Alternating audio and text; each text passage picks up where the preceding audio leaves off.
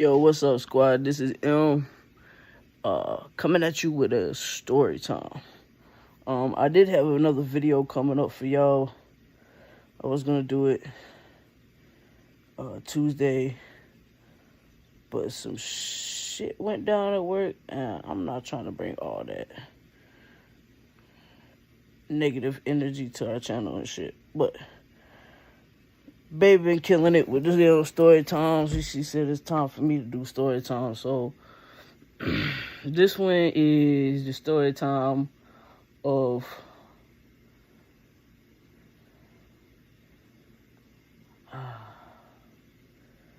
see, I'm still thinking on what story time to tell y'all because I got a lot. I give y'all the story time what had happened with back in 2021 with my daughter and my baby mama,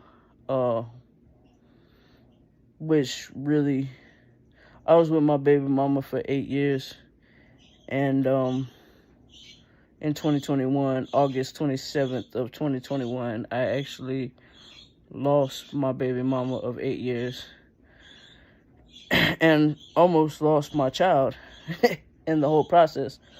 How it started was she came to my job. I was working in Salisbury at Taco Bell on Inner Street, and my baby mama had came up there and, asked to use my car.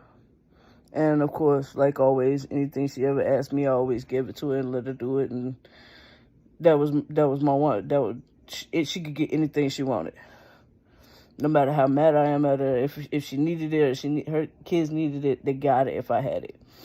So yeah, I gave her my keys, and she leaves.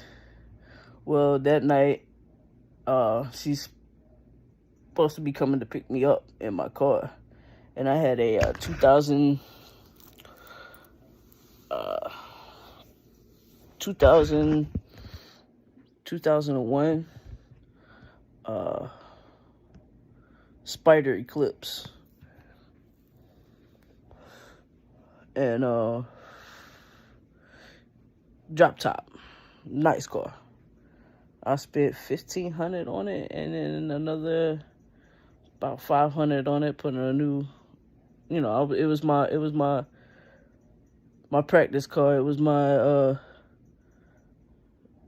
build my own car. It was me fixing the little shit and getting everything, making it nice. I had some rims picked out. I had all kinds of shit picked out, a new paint job and everything. But she was supposed to come get me that night, and on the way to me, she got a flat tire, and she had my 5-year-old, which at the time was only 1, in the car seat, in the back seat with her. And what had happened was she had called me and told me, hey, I don't like sitting on the side of the road, especially the side of the highway. I don't like bridges. I got a flat tire and I pulled off. Can you find a way to come to me? And I figured out a way to her. I borrowed the manager's car, and I started headed up to her. But on my way to her, I had called her again, and I said, I'm on my way. And she said, okay, and everything, and she was scared, so of being right there on the highway. So I got into the manager's car, and I started going back up the highway to get off at the exit so I could get to her. And needless to say, I didn't make it to the exit because the person's car that I had borrowed, I didn't know that there was something wrong with their car. So when I was going down the highway and I went to get over, the steering wheel turned itself. Like, it literally jerked itself over 3 lanes or 4 lanes, and I ran into the guardrail.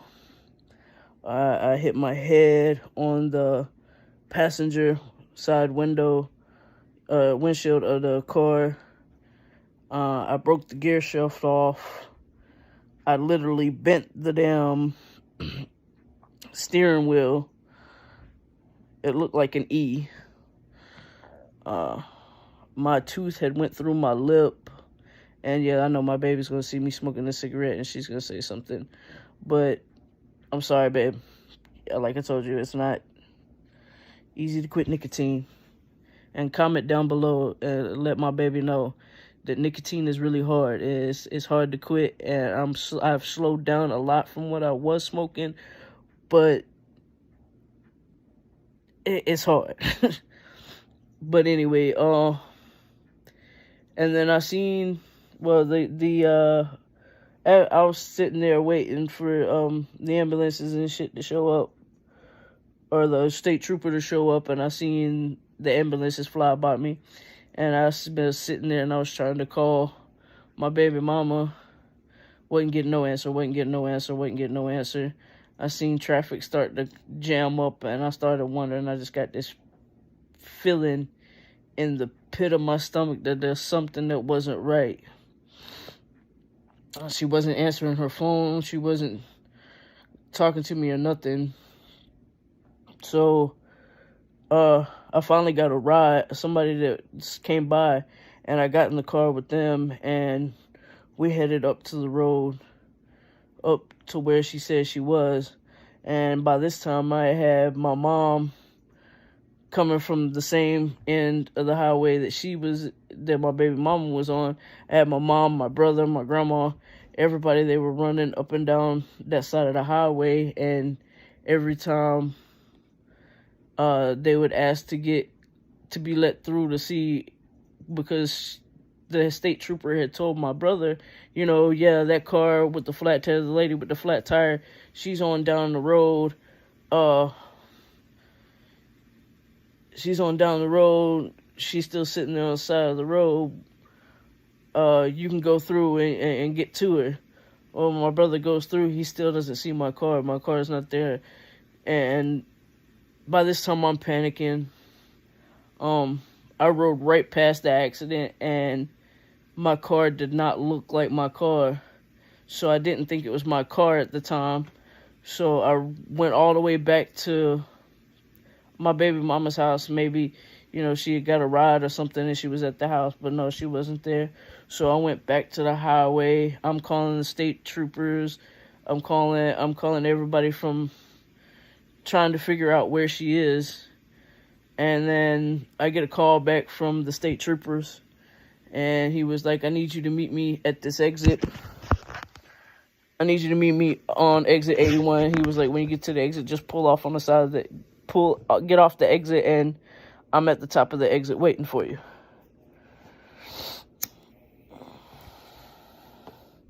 Well, I get there, and there's like 4 state troopers standing there, and he goes, is this who you're looking for? Like, he didn't even tell me anything. He just pulled out her ID, and he was like, is this who you're looking for?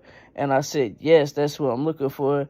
And he goes, she died.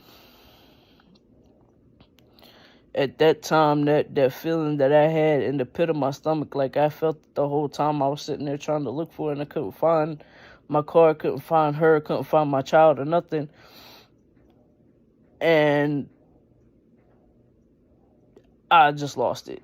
I didn't even know that I was standing in an ant bed, and the ants were crawling up my leg, biting the shit out of me.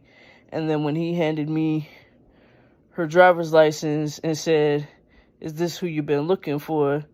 And when I said yes, he proceeds to tell me that in the accident, an 18-wheeler, and this was like at 8:30 at night, was coming down the highway with a wide load, and it was one of the big ass industrial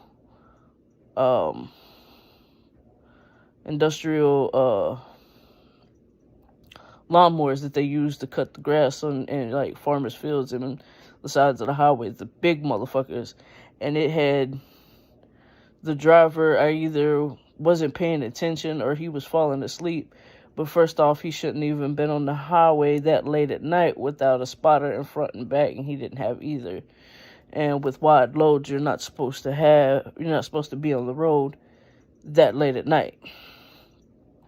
But it had grabbed the back of my car and it had slung my car back into traffic, except it was facing traffic.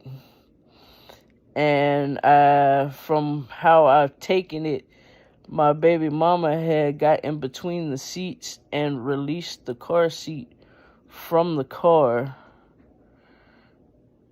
And before she could get my child and herself out safely, there was an F-150 behind the 18-wheeler, and he didn't see. It was a young kid. I don't blame the kid because he was a teenager, and it wasn't his fault, is how I look at it. But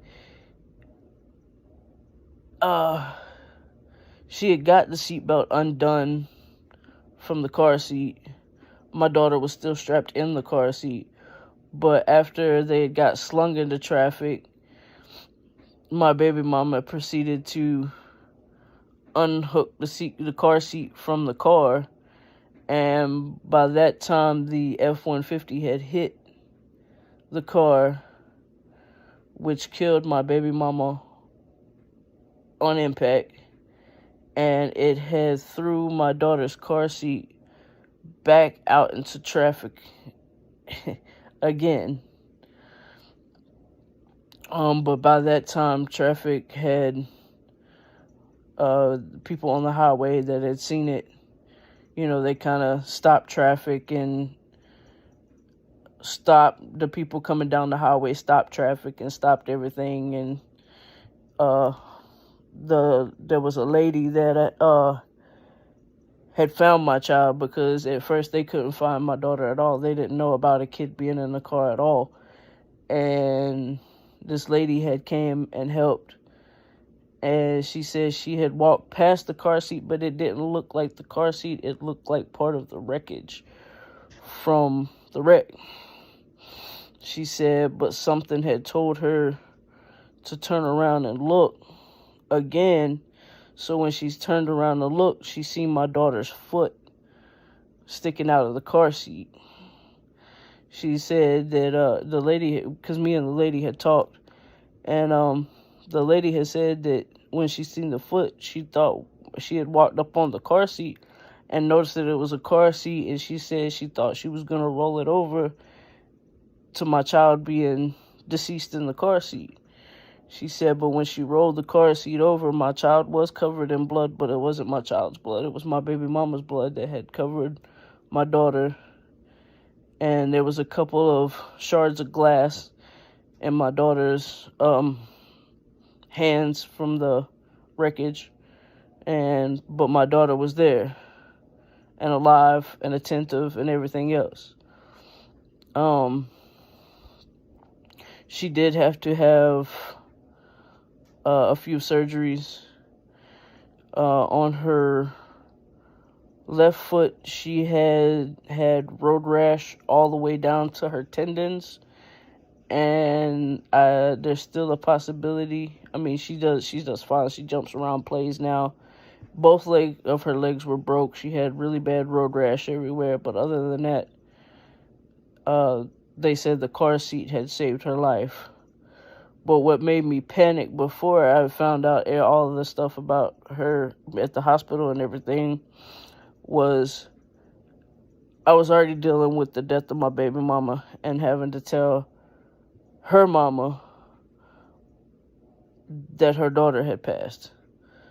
That was a lot, because I love that woman more than anything in this world, and I guess God seen that it was her time, so I hate the way she went out, but if it was her time, it was her time. And I know she's watching over me and our kids every day. I feel her presence with us every day. But on top of me losing her, when I was speaking with the state trooper and he was letting me know that my baby mama had passed, I asked about my child, and they said, what child? And then the other state trooper said, your child, we thought she was, 4 or 5, but she had been taken by the ambulance and rushed to the Brenner's Children's Hospital. And they had her under a Jane Doe. And I had to run back to my baby mama's house and open up our safe and pull out the birth certificates and my ID and everything, and then go to the Brenner's Hospital and prove that that was my child. And sorry y'all, it is a little hard to talk about, but I had to prove that that was my child. And even after I proved that that was my child, they went ahead and let me go to the room they were going to put her in. But at the time she was in surgery, she was getting her foot from where it had the road rash on it. They were doing a skin graft on it and putting the cast on her and making sure there wasn't anything else wrong with her. When they finally brought her to the room, my heart dropped.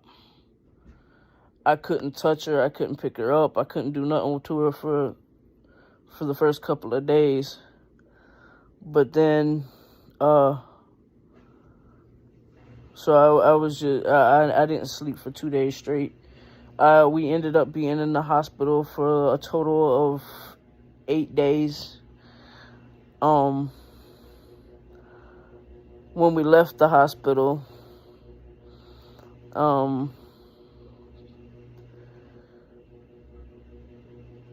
I was shown how to change her bandages. She had to get we had to go fit her for her boots so she could learn to walk. We had to teach her how to walk again. It was just a lot. And on top of that, we were making arrangements for my baby mama. Those were in the makings. If you go down, if y'all around Lexington, North Carolina, and you know the highway to Salisbury, you'll see a cross on the side of the road that says Ebony. It does get tended to a lot by her niece, but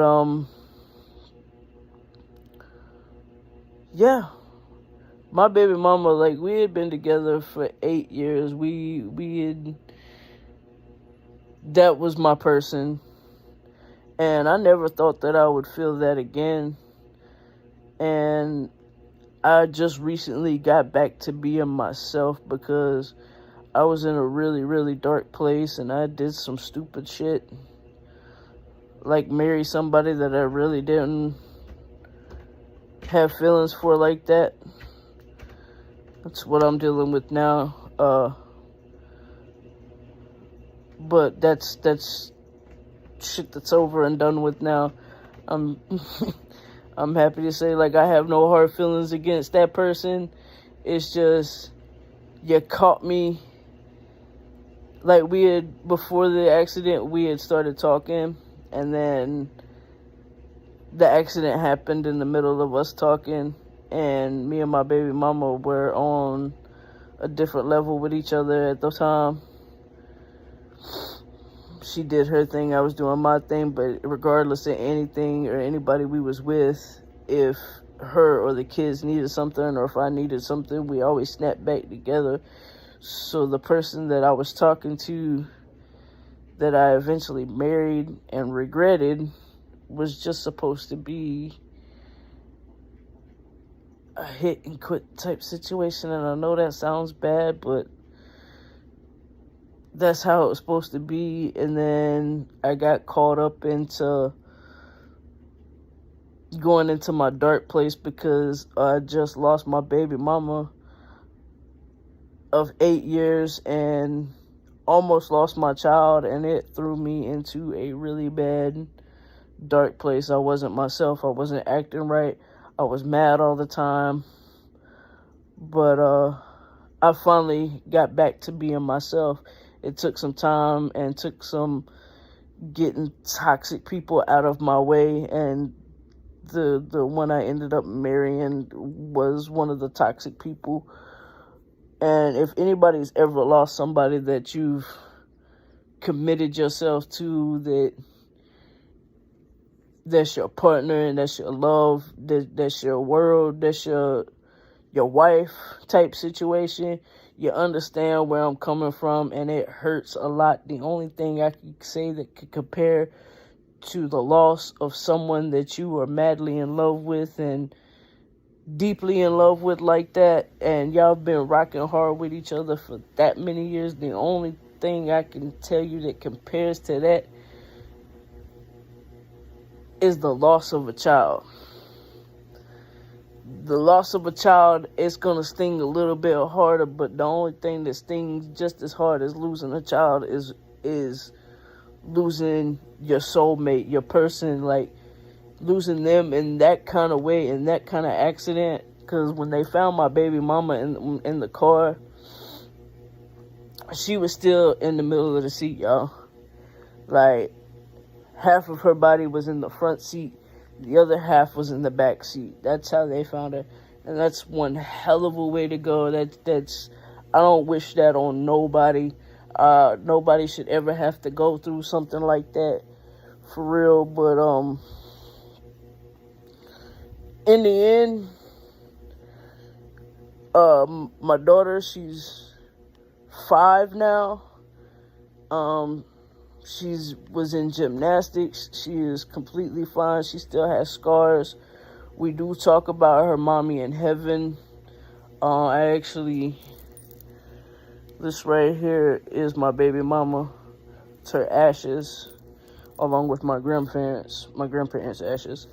But I wear them close to my heart every day. I don't ever take this off unless I take a shower. My daughter is healthy. She's smart. She'll be starting school this year. And the only thing, I have 2 other kids, but they're my baby mama's kids, but I've been there with them since they were younger. And regardless of anything, they're always going to be mine. I miss them because now that their grandmother is passed and their mother is passed, my baby mama's older sister has taken the kids. I don't even get to see them anymore like that. I don't really get to see them at all. It's like I have to sneak around to other family members and be like, oh, you got the kids, I'm going to come by and see them or some shit like that. But then now, it's been a while because now I don't even get that. But, sorry, y'all, that's my washing machine. I knew I overloaded that shit. Hey, it'll be alright.